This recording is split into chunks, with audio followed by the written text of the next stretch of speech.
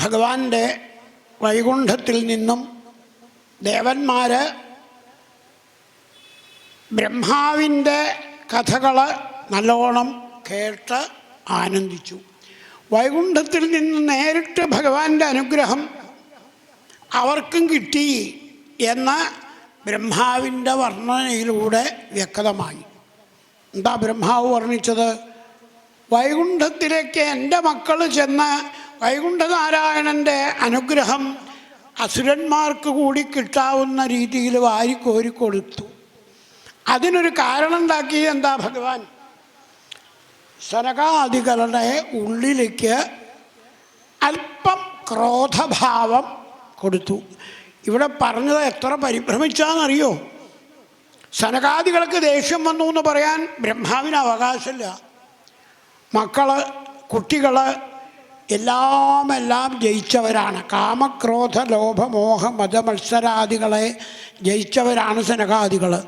ദേഹാഭിമാനം പോലും ഇല്ലാതെ കണ്ട് ദിഗംബരന്മാരായി നടക്കുന്നവരാണ് സനകാദികൾ.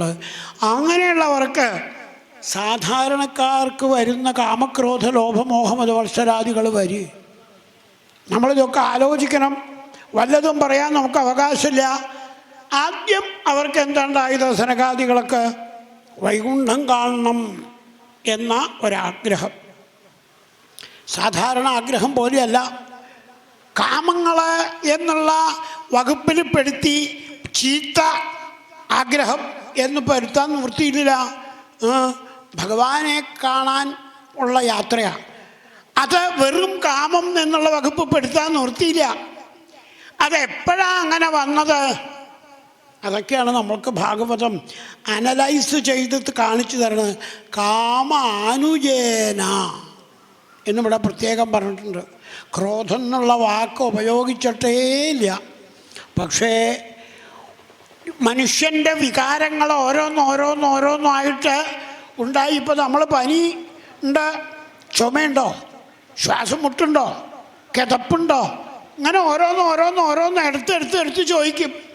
ഇതുപോലെ മനുഷ്യൻ്റെ സദ്ഗുണങ്ങളെ വർണ്ണിക്കുന്ന കൂട്ടത്തിൽ ദുർഗുണങ്ങൾ വർണ്ണിക്കുമ്പോൾ കാമം, ക്രോധം, ലോഭം, മോഹം, മതം, മത്സരം, അസൂയ, കുരുട്ട്, കുശുമ്പ് എന്നും പറഞ്ഞ് അങ്ങോട്ട് തുടങ്ങിയാൽ കുറച്ചൊന്നുമല്ല അവരുടെ സൈന്യത്തിലെ ആള്. നമ്മളെ ഓരോരുത്തരെയും എൻ്റെ പാർട്ടിയിലേക്ക് വാ എന്നും പറഞ്ഞ് എന്താ ബക്കറ്റ് പിരിവും പാട്ടപ്പിരിവും ആയിട്ട് ഓടി നടക്കുക. നീ എൻ്റെ പാർട്ടി ചേര്. ഇങ്ങനെയാണ് നമ്മുടെ സ്വഭാവം. ഇതുപോലെ കാമക്രോധങ്ങളും നമ്മളെ അവരുടെ പാർട്ടിയിലേക്ക് ക്ഷണിക്കുന്നുണ്ട്. സനകാദികൾ അതിൽ വീഴുമോ? അപ്പം പിന്നെ ഇപ്പം ഉണ്ടായത് എന്താ? അതാ ബ്രഹ്മാവ് പറഞ്ഞത്, ഈശൽ കാമ അനുജേന. ക്രോധം വന്നു സനകാദികളൊക്കെ എന്ന് ഞാൻ പറഞ്ഞിട്ടേ ഇല്ല. പറഞ്ഞാൽ ചിലപ്പോൾ ഏത്തൊട്ട് മൂക്കുത്തി കാക്കേറേണ്ടി വരും ബ്രഹ്മാവിനായാലും. അപ്പം പിന്നെ എന്താ പറഞ്ഞത്? കാൻ്റെ അനുജൻ കണ്ണിലേക്ക് കയറിക്കൂടി എന്നൊക്കെയാ. അതാണ് സാഹിത്യ ഭാഷ. ദേഷ്യം വന്നു എന്ന് ഒറ്റ വാക്കിൽ പറയാതെ കാമൻ്റെ അനുജൻ കണ്ണിൽ കയറിക്കൂടി. കാമൻ്റെ കനിഷ്ഠ സഹോദരൻ. ആലോചിച്ച് നോക്കൂ. അപ്പോൾ കാമം, പിന്നെ അനിയൻ ക്രോധാണ്. അപ്പോൾ സംശയമില്ല, ക്രോധം വന്നു തന്നെയാണ് പറയേണ്ടത്. പക്ഷെ അത് വളച്ചൊടിച്ച് ചില ആചാരം പറയുക എന്നൊക്കെ ഉണ്ട് പഴയ കാലത്ത്. ഇന്നിപ്പോൾ അതൊന്നും പറഞ്ഞാൽ മനസ്സിലാവുന്നില്ല. എന്നാലും ആചാരം പറഞ്ഞോളണം എന്നുള്ളിടത്ത് അത് പറയാണ്ട് പറ്റുമോ? ഇപ്പോൾ ഭഗവാൻ ഉറങ്ങി എന്നാരും പറയാറില്ല. അതിനൊരു വാക്കുണ്ട് ഗുരുവായൂർ അല്ലേ, ഭഗവാന്റെ പള്ളിക്കുറുപ്പ്. ഉത്സവമുള്ള ഇടത്തൊക്കെ ആ ഉത്സവകാലത്ത് ഒരു ദിവസം ഭഗവാന് പള്ളിക്കുറുപ്പുണ്ട്. പള്ളിവേട്ട നടത്തി വന്നാൽ അന്ന് ഭഗവാൻ പള്ളിക്കുറുപ്പ് കൊള്ളും. പിറ്റേന്ന് ഉണർന്ന് പയ്യെന്ന് കരയണ പൈക്കിടാവിനെ കൊണ്ടുവന്ന് കെട്ടണം. ആ പൈക്കുട്ടിയുടെ കരച്ചിൽ കേട്ട് വേണം ഭഗവാന്. ഇതെന്താ, ഞാൻ വൃന്ദാവനത്തിലാണോ? പൈക്കുട്ടിയുടെ കരച്ചിലൊക്കെ കേൾക്കുന്നുണ്ടല്ലോ എന്നുള്ള സ്വാഭാവികമായ ഉണരൽ വേണം. അപ്പോൾ ഭഗവാന്റെ ഉറക്കമായതുകൊണ്ട് ഉറക്കം എന്ന് പറയാൻ പാടില്ല, പള്ളിക്കുറുപ്പ് എന്ന് ചേർത്ത് പറയണം. ഇതുപോലെ ആചാരം ചേർത്ത് പറയുക എന്നാണ് ഇപ്പോൾ ഇവിടെ പറയണത്. ദേഷ്യം വന്നപ്പോൾ അത് സനകാദികളെ പോലെയുള്ള മഹാന്മാർക്ക് ആയപ്പോൾ ക്രോധം വന്നു കണ്ണിലെന്ന് പറയാതെ കാമൻ്റെ അനുജൻ കണ്ണിൽ കടന്നുകൂടിയെന്ന് വളച്ചു കെട്ടി പറഞ്ഞു. ആചാരം ചേർത്ത് പറഞ്ഞു എന്ന് ചുരുക്കം. അപ്പോൾ അത്തരത്തിലുള്ള പ്രയോഗം ബ്രഹ്മാവ് പോലും ചെയ്യണു. തൻ്റെ മക്കളെ താഴ്ത്തി പറയാൻ നിർത്തിയില്ല. അവരെല്ലാം ജയിച്ചവരാണ്. അവർക്ക് ദേഷ്യം വന്നു എന്ന് പറഞ്ഞാൽ അവരെ അപമാനിക്കലാവും. അതുകൊണ്ടാണ് ഇങ്ങനെയൊക്കെ വർണ്ണിക്കേണ്ടി വന്നത്. അഥവാ സാഹിത്യം സരസ്വതീ വല്ലഭനെ ഉപയോഗിക്കേണ്ടി വന്നത്. ദേവന്മാർക്ക് കാര്യം മനസ്സിലായി. എന്ത്? സനകാദികൾ ദേഷ്യം വന്ന് ശപിച്ചപ്പോൾ ഭഗവാൻ അത് അംഗീകരിച്ചു. സനകാദികളൊന്നും ഭഗവാന് കാഴ്ച വച്ചില്ല. കാഴ്ച കാമം, ആഗ്രഹം ആയിരുന്നു. ആ ആഗ്രഹം ഇങ്ങനൊരു കുഴപ്പത്തിലേക്ക് അവരെ തള്ളിവിട്ടു. അത് ലോകത്തിനോടുള്ള പാഠമാണ്. കാമം എന്നുള്ളത് വാസ്തവത്തിൽ നമ്മുടെ ഉള്ളിൽ കടന്നുകൂടിയാൽ ആ കാമത്തിന്, ആഗ്രഹത്തിന് എന്നർത്ഥം, എന്തെങ്കിലും ഒരു തടസ്സം വന്നാൽ അപ്പം അറിയാം അത് ക്രോധമായിട്ട് മാറും എന്ന്. കാമം, ആഗ്രഹം, ആഗ്രഹത്തിന് തടസ്സം വന്നാൽ ക്രോധം തീർച്ചയല്ലേ? അതാണ് ഇത് നമ്മളെ ഓർമ്മിപ്പിക്കുകയാണെന്നർത്ഥം. ലോകത്തിലുള്ള നമുക്ക് ക്ലാസ് എടുക്കുന്നത് പോലെ കഥകൾ പറയുക. മൈത്രേയൻ്റെ വർണ്ണനയുടെ രീതി അതാണ്. ബ്രഹ്മാവ് ദേവന്മാരോട് പറഞ്ഞതും അതാണ്. ശ്രദ്ധിക്കണം വാക്കുകൾ ഉപയോഗിക്കുമ്പോൾ. സനകാദികൾക്ക് ദേഷ്യം വന്നു എന്ന് ഞാൻ പറയില്ല. പക്ഷേ സനകാദികളുടെ കണ്ണിൽ കാമത്തിൻ്റെ അനുജൻ കടന്നുകൂടി എന്നാണ്. അപ്പോൾ നല്ല വാക്ക് അവരുപയോഗിച്ചു. അസുരന്മാരായി പോട്ടെ. ഭഗവാൻ അത് വന്ന് എന്തായി? കൈകൊട്ടി അംഗീകരിച്ചു. നന്നായി നന്നായി നന്നായി. നമ്മൾ കേട്ടില്ലേ? മഹാലക്ഷ്മിക്ക് പോലും ഒന്നും അങ്ങോട്ട് പറയാൻ വയ്യാണ്ടായി. എന്നെ തടുത്തവരാ ഇവരെ കൈകൊട്ടി അഭിനന്ദിക്കുകയല്ല വേണ്ടത്. അവരെ ശപിച്ചവരെ ഇവിടുന്ന് മാനിക്കുക. എൻ്റെ ആഗ്രഹം എപ്പോഴെങ്കിലും നടന്നൂലോ എന്നൊക്കെ വേണമെങ്കിൽ മഹാലക്ഷ്മിക്കും പറയാം. ഒന്നും ആർക്കും പറയാനില്ലാത്ത മട്ട് ഭഗവാൻ തന്നെ ഓരോരുത്തർക്കും വേണ്ടി വാക്കുകളൊക്കെ പാകത്തിന് കൂട്ടിച്ചേർത്തു. അങ്ങനെ എത്ര മധുരം ഉണ്ടാക്കുക, പായസം ഉണ്ടാക്കുക എന്നൊക്കെ പറയുമ്പോൾ ആ മധുരവും തേനും ശർക്കരയും അതും ഇതുമൊക്കെ കൽക്കണ്ടുണ്ടെങ്കിൽ അതും, മുന്തിരി ഉണ്ടെങ്കിൽ അതും, പഴമുണ്ടെങ്കിൽ അതും ഒക്കെ പാകത്തിനാക്കലുണ്ട്. ഇതുപോലെ ഭഗവാന്റെ മാധുര്യം എല്ലാത്തിനും ചേർന്നപ്പോൾ ആർക്കും പരാതിയില്ല. ജയവിജയന്മാർക്കും അത്ഭുതമായി. ഞങ്ങളെ ഇവിടുന്ന് അവിടുത്തേക്ക് വേണ്ടി അസുരന്മാരാക്കി അയക്കല്ലേ? അതേന്നെ, എനിക്ക് നിങ്ങളുടെ ആ ഉറച്ച ശരീരവും വിരിഞ്ഞ മാറും നല്ല മസലും ഒക്കെ കണ്ടപ്പോൾ ഈ പാലാഴിയിൽ ഇങ്ങനെ കിടന്ന് മടുത്തേർത്തുനിന്ന് ചാട്ടി വന്ന് നിങ്ങളെ കാവക്കാരിവിടെ വരും, കോർട്ടിലേക്ക് നിൽക്കുക, എനിക്ക് നിങ്ങളുമായിട്ടൊന്ന് ഗുസ്തി പിടിക്കണം എന്ന് പറയാൻ തോന്നി. സത്യം പറഞ്ഞാൽ അതാണ്ടായത്. അപ്പം നിങ്ങളുമായിട്ട് ഗുസ്തി പിടിക്കാൻ പറഞ്ഞാൽ നിങ്ങളെന്ത് ചെയ്യും?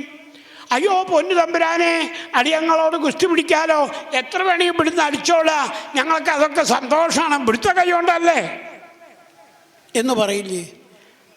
അപ്പോൾ അവരാലോചിച്ചു, അത് ശരിയാ, ഭഗവാൻ ഇങ്ങോട്ട് അടിച്ചു എന്ന് പറഞ്ഞാൽ അങ്ങോട്ട് അടിക്കാൻ പറ്റുമോ? ഗുസ്തി പിടിക്കണമെന്ന് പറഞ്ഞാൽ ഗുസ്തി പിടിക്കുക, തോറ്റു കൊടുക്കുക, അതല്ലേ വേണ്ടത്? ഭഗവാനെ തോൽപ്പിക്കുക, വിചാരിക്കുക തന്നെ വയ്യ. ഭഗവാൻ പറഞ്ഞു, അതാണ് ഞാൻ നിങ്ങൾക്ക് ഇപ്പോൾ തന്നിട്ടുള്ള ബുദ്ധി. നിങ്ങൾ അസുരന്മാരായിട്ട് ഭൂമിയിൽ ചെല്ലുമ്പോൾ ഇങ്ങനെയല്ല പറയുക, തമ്പുരാനെ അടിയങ്ങൾ അവിടുത്തെ അടി കൊണ്ടോളാം എന്നൊന്നുമല്ല. ഏതവനാടാ എന്നോട് തല്ലാൻ വന്നിരിക്കുന്നത്, നോക്കാടാ നമുക്കൊരു കയ്യ് എന്നലറി എൻ്റെ നേർക്ക് ചാടി വരും. അപ്പോഴേ ഗുസ്തിക്ക് രസമുള്ളൂ. തമ്മിത്തല്ല് ഈ കൃത്യമായിട്ട് ഫോട്ടോ എടുക്കാൻ വേണ്ടിയിട്ട് തമ്മിത്തല്ല് അഭിനയിച്ചാൽ അത് രസമല്ല, ഒറിജിനലാവണം. അതിനു വേണ്ടി നിങ്ങളറിയാതെ നിങ്ങളുടെ ബുദ്ധി മാറ്റിയതാണ്. അതിനാണ് സനകാദികളെ ഇവിടെ വരുത്തിയത്. അപ്പോൾ എനിക്ക് വേണ്ടി സനകാദികൾ വന്നു നിങ്ങളെ ഇവിടുന്ന് വൈകുണ്ഠത്തിൽ നിന്ന് ദിതീഗർഭത്തിലേക്ക് മാറ്റി അവിടെ വെച്ച് നിങ്ങൾ അസുരന്മാരായി വരും. ഭഗവാന്റെ വാക്കുകളൊക്കെ മാധുര്യമുള്ളതുകൊണ്ട് അവർ ഭഗവാനുമായിട്ട് അടിക്കാൻ, യുദ്ധം ചെയ്ത് അവിടുത്തെ സന്തോഷിപ്പിക്കാൻ തയ്യാറായി പുറപ്പെട്ടിരിക്കുന്നു. ഇനി ഭാഗവതത്തിലെ ഈ ആശയം സാക്ഷാൽ ജാമ്പവാൻ്റെ മുമ്പിൽ ശ്രീകൃഷ്ണൻ വരുമ്പോൾ ഒന്ന് പ്രായോഗികമാക്കി പരിശോധിക്കുന്നില്ലേ? നമുക്കറിയാം ആ കഥ. എന്താ അത്? ജാമ്പവാൻ നല്ല ഇടി വെച്ച് കൊടുത്തു ഇത്രേ ഭഗവാന്റെ മാറത്ത്. അപ്പോൾ പട്ടേരിപ്പാടിന് നാരായണീയത്തിൽ ഭഗവാനെ ഇടിക്കേ ഭഗവതോത്തമനായ ജാമ്പവാൻ ശ്രീരാമചന്ദ്രസ്വാമിയായിട്ട് മുമ്പിൽ വന്ന് നിൽക്കുമ്പോൾ ഏയ് അത് പറയുവയ്യ. അപ്പം എന്തായി ചെയ്തത്? വിഭോ രഘുപതേ ഹരേ ജയ ജയേത്യലം മുഷ്ടിഭി ചിരം തവ സമർച്ചനം വ്യഥിത ഭക്തചൂടാമണി. ജാമ്പവാൻ ശ്രീരാമഭക്തൻ ശ്രീരാമനായിട്ട് ശ്രീകൃഷ്ണൻ ഇന്ന് മുമ്പിൽ അങ്ങനെ വന്നു നിൽക്കുമ്പോൾ ആ ഗുരുവായൂരപ്പ അവിടുത്തെ ശ്രീകൃഷ്ണ സ്വരൂപത്തെ ശ്രീരാമരൂപത്തെ വിഭോ രഘുപതേ ഹരേ ജയ ജയ എന്ന് പറയുക, ഇടി പുഷ്പാഞ്ജലി ഇവിടുത്തെ മാറത്തൊക്കെ അങ്ങനെ സമർപ്പിക്കുക. എങ്ങനെ? പട്ടേരിയുടെ ഗുരുവായൂരപ്പന് വേണ്ടിയുള്ള വാദിക്കൽ. അപ്പോൾ ഗുരുവായൂരപ്പൻ പറഞ്ഞു, പട്ടേരി നന്നായി, ശരിയാണ്, അദ്ദേഹം ഇടി പുഷ്പാഞ്ജലി തന്നപ്പോൾ ഞാൻ എല്ലാം കഴിഞ്ഞാൽ മേശാന്തി പ്രസാദം കൊടുക്കാറുണ്ട്, അതുപോലെ ഇത്തിരി പ്രസാദവും കൊടുത്തു ജാമ്പവാന്. അപ്പോൾ ജാമ്പവാൻ വീണു. ഇതാണ്. അപ്പോൾ ഇടി, തമ്മിത്തല്ല, യുദ്ധം, ഇതൊക്കെ ഭഗവാൻ തന്ന ശക്തിയെ ഭഗവാന് തന്നെ കൊടുക്കലാണെന്നർത്ഥം. ഇപ്പം നമ്മൾ നോട്ടീസിൽ അനവധി വഴിപാട് പേരെ വെച്ചിരിക്കുന്നത് എന്താ? ഇതൊക്കെ നമുക്ക് ഭഗവാൻ തന്നതാണ്. നെയ്യ് തന്നു, എണ്ണ തന്നു, കർപ്പൂരം തന്നു, ഇമ്പാതിരിയുള്ളതൊക്കെ കൊണ്ടുവന്ന് കൊടുക്കുക. പിന്നെ ശർക്കര, പാല്, പഞ്ചസാര ഇതൊക്കെ ഭഗവാന് കൊണ്ടുവന്ന് കൊടുക്കുക. ഭഗവാന് നിറപറ കൊണ്ടുവന്ന് നിറയ്ക്കുക. ഓരോന്ന് വഴിപാട് എന്ന് പറഞ്ഞ് നമ്മൾ ലിസ്റ്റ് ഉണ്ടാക്കിയത് വെറുതെ അല്ല, ഭഗവാന് സമർപ്പിക്കാനുള്ള അവസരമാണ് 7 ദിവസം ജഗദംബികയും ഗുരുവായൂരപ്പൻ സപ്താഹരൂപിയും കൂടി ചെയ്തത്. അപ്പം അത് നമ്മൾ ഉപയോഗിക്കുകയാണെന്നർത്ഥം.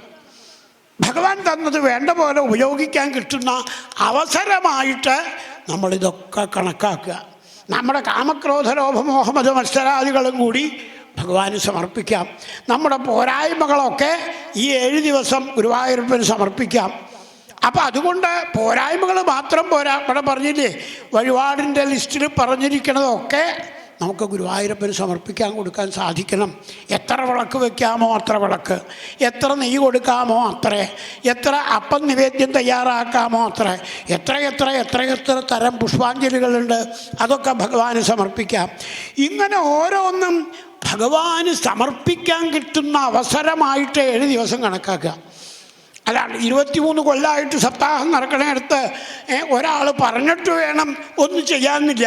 എങ്കിലും അവസരം കിട്ടുമ്പോൾ സന്ദർഭങ്ങൾ പറയണം. നമ്മുടെ നന്മകൾ നമുക്ക് ഗുരുവായൂരപ്പന് സമർപ്പിക്കാം, തിന്മകളോ? അതാണ് ഗുരുവായൂരപ്പൻ്റെ പ്രത്യേകത. തിന്മകളും തന്നോളൂ, നിങ്ങളുടെ ആഗ്രഹങ്ങളൊക്കെ ഭംഗിയാക്കാം. കാമവും ക്രോധവും ലോഭവും മോഹവും മതവും മത്സരവും അസൂയയും കുരുട്ടും കുശുമ്പും. ഇനിയിപ്പോൾ ഭാഗവത്തിൽ പറയുന്നുണ്ട്, കാമാൽ ക്രോധാൽ ഭയാൽ. കംസന് ഭയമായിരുന്നു, ഗോപികൾക്ക് കാമമായിരുന്നു, ശിശുപാലന് ക്രോധമായിരുന്നു. ഓരോരുത്തർക്കും ഓരോ വികാര. അങ്ങനെ എന്ത് വികാരമാവട്ടെ ഒക്കെ ഗുരുവായൂരപ്പൻ്റെ തിരുമുമ്പിൽ പറ നിറയ്ക്കാൻ കൊണ്ടുവരാമെന്നർത്ഥം. അപ്പോൾ അരി കൊണ്ടുള്ള പറ, നെല്ല് കൊണ്ടുള്ള പറ, പഞ്ചസാര കൊണ്ടുള്ള പറ, ശർക്കര കൊണ്ടുള്ള പറ, ചിലയിടത്ത് നാണയപ്പറ ആയിക്കോട്ടെ, എന്ത് വേണമെങ്കിൽ ഗുരുവായൂരപ്പന് സമർപ്പിക്കൂ. നമ്മളെ തന്നെ ഗുരുവായൂരപ്പന് സമർപ്പിക്കരുത്. അപ്പം അതിനുള്ള അവസരങ്ങളാണ് ഇവിടെ വർണ്ണിക്കുന്നത്. കാമക്രോധ ലോഭമോഹമത മത്സരാദികളെ ഭഗവാന് സമർപ്പിക്കുക. ഭഗവാൻ സന്തോഷത്തോടെ മാറത്ത് ചേർത്ത് ആലിംഗനം ചെയ്യുക. ഹിരണ്യാക്ഷനും ഹിരണ്യകശിപുവായിട്ട് അവരോട് ജയിച്ചോളാൻ പറഞ്ഞിട്ട് അവർ പോയപ്പോഴോ ഭഗവാൻ വരാഹമൂർത്തിയായിട്ട് വന്നില്ലേ? ഹിരണ്യാക്ഷൻ ഭൂമി ചവിട്ടിത്താഴ്ത്തി എന്നാണ് പറയണത്. ദേവന്മാരോട് ബ്രഹ്മാവ് പറഞ്ഞു, ഇനി നിങ്ങൾക്ക് സമാധാനമായിട്ടിരിക്കാം. ഭഗവാൻ വരാഹമൂർത്തിയായിട്ട് പുറപ്പെട്ടിട്ടുണ്ട് ഹിരണ്യാക്ഷൻ്റെ നേർക്ക്. വെള്ളത്തിലേക്ക് ചാടിച്ചെന്നു ഭഗവാൻ. ഹിരണ്യാക്ഷൻ ചവിട്ടിപ്പിടിച്ചിരിക്കുന്ന ഭൂമി അവനറിയാതെ തേറ്റേലേറ്റിക്കൊണ്ട് വന്നു. നമ്മളത് ആദ്യം പറഞ്ഞു കഴിഞ്ഞതാണ്. എങ്കിലും ഇപ്പോൾ വന്നപ്പോൾ വരുണൻ്റെ അത്ര വെള്ളത്തിൽ ഹിരണ്യാക്ഷൻ നോക്കിയല്ലോ, കാരണവരെ എന്താ ഇവിടെ ഇങ്ങനെ ഒറ്റയ്ക്ക് ഇരിക്കണേ? എനിക്ക് ആരോടെങ്കിലും ഒന്ന് തല്ലണം, ഭൂമിയിൽ ആരുമില്ല, അതാ ഞാൻ വെള്ളത്തിൻ്റെ അടിയിലേക്ക് വന്നേ. താൻ ഇവിടെ വെറുതെ ഇരിക്കുകയാണെങ്കിൽ വരിക, നമുക്കൊരു കൈ നോക്കാം. വരണം പറഞ്ഞു. എൻ്റെ ഉണ്ണി, ഞാൻ എൻ്റെ കുട്ടിക്കാലത്ത് ചെറുപ്പകാലത്ത് കുറച്ച് യുദ്ധമൊക്കെ ചെയ്തിട്ടുണ്ടെന്ന് വിചാരിച്ച് ഇപ്പം അതിനൊന്നും വയ്യ, എന്നോട് പറയരുത്, ക്ഷമിക്കണം. പിന്നെ ഉണ്ണി ചവിട്ടിത്താഴ്ത്തിയ ഭൂമിയും കൊണ്ട് പോയേണ്ട ഒരാൾ മഹാവിഷ്ണു എന്നാ പറഞ്ഞു കേൾക്കണം. ചെന്നോളൂ, പറ്റിയ ആളതെനിക്ക് തല്ലാൻ. അതെയോ, സന്തോഷം. എവിടെ അവൻ? ഏതാ കാട്ടുപന്നിയാളാ എൻ്റെ ഭൂമി എടുത്തുകൊണ്ട് പോയത്? അപ്പം നാരദൻ പറഞ്ഞു, വരൂ വരൂ വരൂ വരൂ ഹിരണ്യാക്ഷ, ഓടി വരൂ ഓടി വരൂ. അങ്ങ് താത്തിയ ഭൂമി ദേ ആ കാട്ടുപന്നിയാണ് കൊണ്ടുള്ളത്. അഹോ മഹാവരാഹം, എടാ കാട്ടുപന്നി വെക്കടാ എൻ്റെ ഭൂമി എന്നലറിക്കൊണ്ട് ഹിരണ്യാക്ഷൻ. ഭഗവാൻ അവിടെ തിരിഞ്ഞു നിന്നു. എന്നിട്ട് അവനോട്, അതേടാ, നിന്നെ പോലെയുള്ള നായ്ക്കളെ വേട്ടയാടാൻ വന്ന കാട്ടുപന്നിയാണോടാ ഞാൻ, വാടാ. അതിഗംഭീരായിട്ട് അടി. അയ്യോ, ബ്രഹ്മാവിന് കണ്ടപ്പോൾ പേടിയായി. എൻ്റെ മൂക്കിന്ന് ചാടി വന്ന ഈ ഉണ്ണി വരാഹക്കുട്ടി ആ ഹിരണ്യാക്ഷൻ്റെ അടി കൊള്ളുവോ? പേടിയായി ബ്രഹ്മാവിന്. എന്നിട്ട് ചെവിയിൽ ചെന്ന് പറയാത്രേ വരാഹമൂർത്തിയോട്, സന്ധ്യ ആയാൽ ഇവന് ചില മായാപ്രയോഗമൊക്കെ തുടങ്ങും. അപ്പോൾ എൻ്റെ ഉണ്ണി വരാഹമൂർത്തി വിഷമിക്കും, അതിനിട വരുത്തണ്ട, സന്ധ്യയ്ക്ക് മുമ്പേ അങ്ങോട്ട് കൊന്നോളൂ. ഭഗവാന്റെ ഒരു സൂത്രം ഉണ്ടായിരുത്തേ, എൻ്റെ ബ്രഹ്മദേവൻ അങ്ങയുടെ മൂക്കിന്ന് ഞാൻ ചാടി എന്ന് വിചാരിച്ച് അങ്ങ് എൻ്റെ നാഭീകമലത്തിലുണ്ടായ എൻ്റെ ഉണ്ണിയാണ്. അതുകൊണ്ട് പറയുകയാണ്, ഇപ്പോൾ മുത്തച്ഛനെ പോലെ വന്ന് എന്നെ ഉപദേശിക്കുന്നതിന് പകരം തൽക്കാലം മാറിയെന്നുള്ളൂ. ഇല്ലെങ്കിൽ ഇവൻ്റെ അടി ഗദ അങ്ങയുടെ മേത്ത് കൊള്ളും. അത് അപാങ്കേന സ്വഗ്രഹിയിൽ ഭഗവാൻ കണ്ണുകൊണ്ട് കാണിച്ചു മാറിയെന്നുള്ളാൻ. പിന്നെ ഹിരണ്യാക്ഷനോട് വീണ്ടും യുദ്ധം. ഹിരണ്യാക്ഷൻ്റെ ഗദ തെറിച്ചു. ഇതാ ഭഗവാൻ കയ്യങ്ങനെ ചുരുട്ടി അവൻ്റെ മായകളൊക്കെ കണ്ട് സന്തോഷിച്ച് കൊട്ടത്താനൊരടി, 4 പാടും ചോര ചീറ്റി കറങ്ങി കറങ്ങി അവൻ വീണ് ചത്തു. പക്ഷേ ഇവിടെ പ്രത്യേകം പറയണു, മുഖം പ്രപശ്യൻ തനുമുത്സസർത്യ. ഹിരണ്യാക്ഷൻ ഭഗവാനെ കണ്ടുകൊണ്ട് ശരീരം അടുത്ത വേഷത്തിലേക്ക് ഏതാവണം എന്ന് സങ്കല്പിച്ച് യാത്രയായി. കഥകളിക്കാരുടെ അണിയറയിൽ ചെന്നാൽ നമുക്ക് കാണാലോ, ഓരോ വേഷങ്ങൾ അവിടെ ഇവിടെ കിടക്കുന്നുണ്ടാവും. നല്ല ഉറക്കാ, മുഖത്ത് വേഷം കെട്ടിക്കണമെന്നും അവരറിയണില്ല. ഇതുപോലെ ഇന്നത്തെ ഹിരണ്യാക്ഷൻ അടുത്ത രാവണൻ്റെ ഒപ്പം അനിയൻ കുംഭകർണൻ ആവാൻ വേണ്ടി പുറപ്പെട്ടു. അല്ലാണ്ട് എന്താ പറയുക. അപ്പോൾ ഹിരണ്യകശിപുവിൻ്റെ കഥയും കൂടി കഴിഞ്ഞിട്ട് വേണം അവിടെ രാവണനായിട്ട് വരാൻ. ഇപ്പം ഇയാൾ അനിയൻ ആദ്യം വേഷം കെട്ടാൻ കിടന്നു. ഇങ്ങനെയാണല്ലോ കഥകളിക്കാർ. അപ്പോൾ ഭഗവാന്റെ ഈ ഹിരണ്യാക്ഷവധം ഇവിടെ വർണ്ണിച്ചപ്പോൾ മൈത്രേയൻ വിതുരനോട് ചോദിച്ചു, ഇപ്പം സന്തോഷമായി വിസ്തരിച്ച് പറഞ്ഞിട്ട്, ഉവ്വ് ഇനിയും സൃഷ്ടിയുടെ അത്ഭുതങ്ങൾ പറയാനുണ്ട്. സ്വയംഭൂമനുവിന് തൻ്റെ പെൺകുട്ടികളെ കൊടുത്ത കഥ, സ്വയംഭൂമനു കർദമൻ തുടങ്ങിയവർക്കായിട്ട് തൻ്റെ പെൺകുട്ടികളെ കൊടുത്ത കഥ പറയണം. അപ്പോൾ അതൊക്കെയാണ് നാളെ. കർദമൻ്റെ വിവാഹം, ദേവഹൂതിയെ വിവാഹം ചെയ്തത്, കപിലാവതാരം, കപിലോപദേശം. അത് കഴിഞ്ഞാൽ സാക്ഷാൽ ദക്ഷൻ്റെ കഥ, ദക്ഷയാഗം കഴിഞ്ഞാൽ ധ്രുവചരിത്രം, പൃഥുചരിത്രം, വേനൻ്റെ കഥ, ഇങ്ങനെ നിരവധി കഥകളുണ്ട്. അത് കഴിഞ്ഞ് പ്രചേതസ്സുക്കളുടെ കഥ, പുരഞ്ജനോപാഖ്യാനം, പിന്നെ സാക്ഷാൽ പ്രിയവ്രതൻ്റെ കഥ, അഗ്നിധരൻ്റെ കഥ, നാഭിയുടെ കഥ, പിന്നെ ഋഷഭാവതാരം. ഋഷഭാവതാരം കഴിഞ്ഞാൽ ഭരതചരിത്രം. ഭരതചരിത്രത്തിൽ നമ്മുടെ ഭഗവതി നമ്പോർക്കാവിലമ്മ ഭരതനെ രക്ഷിക്കാൻ പ്രത്യക്ഷമായിട്ട് വന്ന കഥയും കൂടി അനുസ്മരിച്ചാണ് നാളത്തെ വായന പൂർണ്ണമാവുക. മറ്റന്നാൾ ആദ്യം പറഞ്ഞുല്ലോ, നരസിംഹാവതാരത്തോടെയാണ് കഥ പൂർണ്ണമാവുക. അപ്പം നാളേക്കുള്ള കടുംബായുസം, മറ്റന്നാളേക്കുള്ള നരസിംഹാവതാരത്തിനുള്ള പാനകം, ചെമ്പരത്തിപ്പൂമാലകൾ, തെച്ചിപ്പൂമാലകൾ, ഇതൊക്കെ നമുക്ക് അർപ്പിക്കാനുള്ള അവസരവും കൂടിയാണെന്ന് പറഞ്ഞുകൊണ്ട് വാക്കുകൾ ഇവിടെ നിർത്തുന്നു. ഗോവിന്ദനാമ സങ്കീർത്തനം. ഗോവിന്ദ ഗോവിന്ദ.